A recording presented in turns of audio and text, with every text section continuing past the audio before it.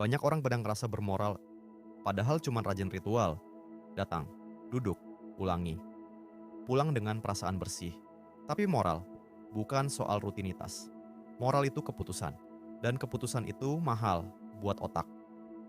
Masalahnya, otak manusia lebih suka yang bikin lega daripada yang bikin bertanggung jawab. Ini bukan serangan ke agama. Ini bukan soal siapa yang paling suci. Ini soal cara kerja otak manusia. Otak yang sama dipakai oleh semua orang. Otak yang bisa merasa bersih, bahkan sebelum berbuat adil. Jadi kalau lu ngerasa kepukul, itu bukan karena lu salah, tapi karena otak kita memang punya cara licik buat menghindari konflik batin. Ambil contoh yang sederhana, gajah. Ketika satu anggota kelompok terluka, gajah lain akan menunggu. Mereka melambat, mereka menyentuh, mereka menjaga jarak tetap dekat. Ketika ada gajah yang mati, kelompoknya sering berhenti. Mereka diam, mereka mengelilingi, seolah otaknya sedang memproses kehilangan. Gajah tidak punya kitab moral, tidak punya ritual, tidak punya konsep dosa, tapi otaknya bereaksi terhadap penderitaan sesamanya.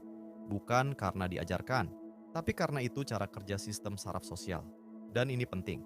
Respon itu muncul bahkan tanpa bahasa, tanpa simbol, tanpa cerita tentang benar dan salah. Artinya, kapasitas merasakan lahir lebih dulu daripada narasi moral. Biologi membuka jalur, budaya hanya memberi nama. Jadi saat kita melihat gajah berhenti, itu bukan keajaiban. Itu bukti sederhana. Empati adalah fitur, bukan perintah. Dan fitur itu sudah ada jauh sebelum manusia belajar menyebut dirinya bermoral. Sekarang naik satu tingkat, primata. Simpanse diketahui menghibur anggota kelompok yang kalah berkelahi. Mereka mendekat, bukan untuk menertawakan, bukan untuk menghakimi. Mereka menyentuh, mereka duduk di dekatnya, mereka menenangkan. Bonobo bahkan lebih jelas. Ketika ada ketegangan, mereka berbagi makanan, mereka berbagi ruang, kadang bahkan berbagi sentuhan. Bukan karena baik, bukan karena suci. Ini bukan kebaikan. Ini manajemen konflik biologis. Otak sosial belajar satu hal sederhana. Kelompok yang penuh luka batin mudah pecah. Kelompok yang pecah cepat punah. Jadi evolusi memilih otak yang mampu meredam gesekan. Bukan lewat ceramah, bukan lewat ancaman neraka, tapi lewat kapasitas merasakan kondisi individu lain. Empati muncul sebagai alat, bukan alat moral. Alat bertahan hidup, murah, cepat, efisien. Satu individu tenang, ketegangan turun. Ketegangan turun, energi kelompok hemat. Energi hemat, peluang hidup naik. Dan pola ini ada jauh sebelum manusia menulis kata baik. Jadi ketika kamu melihat empati, jangan langsung sebut itu spiritual. Itu biologis. Produk dari otak sosial yang dipoles jutaan tahun. Dan pesan implisitnya sederhana. Empati tidak membuatmu suci. Empati membuatmu bagian dari spesies yang masih hidup. Sekarang yang paling bikin orang berhenti debat, tikus. Dalam eksperimen, satu tikus dikurung, tikus lain dibiarkan bebas. Di depannya ada dua pilihan, membuka kandang temannya, atau mengambil cokelat. Berkali-kali, tikus memilih membebaskan temannya. Bahkan ketika coklat itu ada di depan hidungnya. Bahkan ketika tidak ada hukuman kalau dia mengabaikan. Bahkan ketika tidak ada hadiah kalau dia menolong. Tikus tidak punya ritual, tidak punya konsep pahala, tidak punya gambaran surga. Tapi otaknya tidak tahan melihat penderitaan sosial. Karena di dalam otaknya ada sirkuit yang aktif ketika melihat individu lain tertekan. Sirkuit itu membuat tidak nyaman, dan cara tercepat menghentikan rasa tidak nyaman itu adalah menghilangkan sumber penderitaan. Bukan demi kebaikan, bukan demi kesucian, tapi demi menormalkan kembali keadaan sistem sarafnya sendiri. Artinya sederhana, menolong muncul sebagai regulasi emosi biologis, bukan perintah langit. Jadi sebelum manusia menciptakan narasi moral, otak sudah lebih dulu belajar satu hal. Penderitaan sosial adalah sinyal bahaya, dan respon terhadapnya adalah refleks, bukan iman, bukan doktrin. Refleks saraf yang membuat spesies tetap utuh. Jadi sekarang kita balikkan pertanyaannya. Bukan, apakah ritual menciptakan empati? Tapi, kenapa otak yang sudah punya empati menciptakan ritual? Jawabannya sederhana. Karena empati itu melelahkan. Merasakan penderitaan orang lain butuh energi, butuh konflik batin, butuh keputusan, butuh tanggung jawab. Otak tidak suka kerja mahal, otak suka jalan pintas.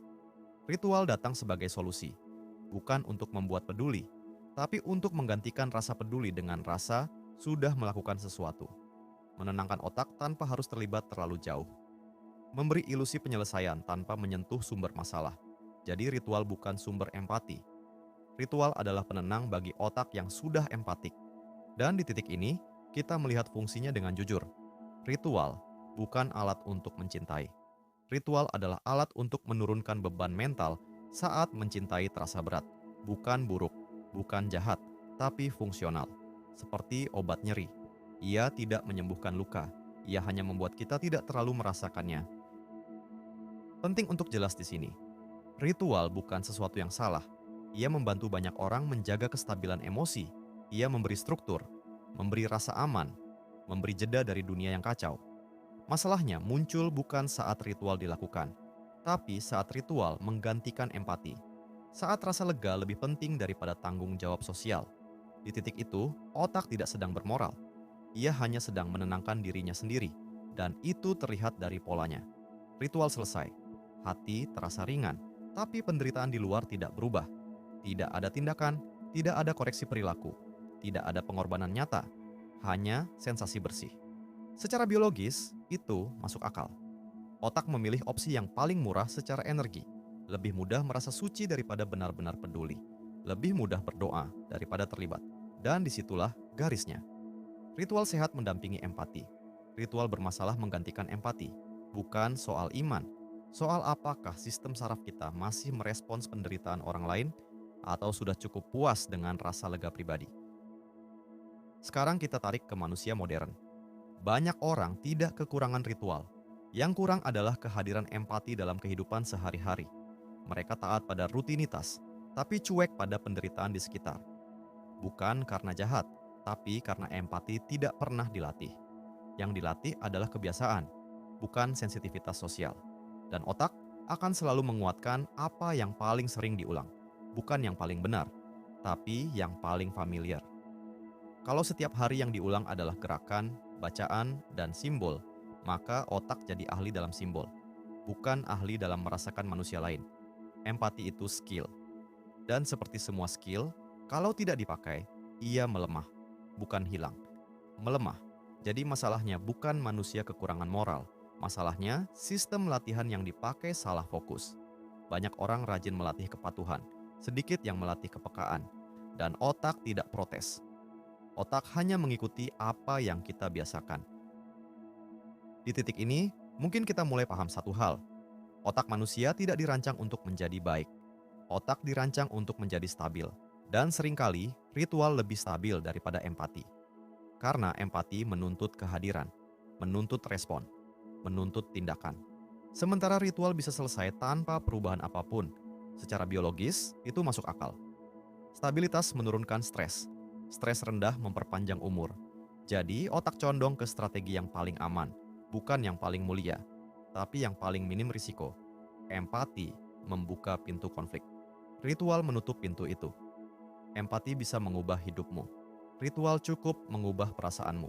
Dan otak lebih suka perubahan kecil daripada perubahan nyata.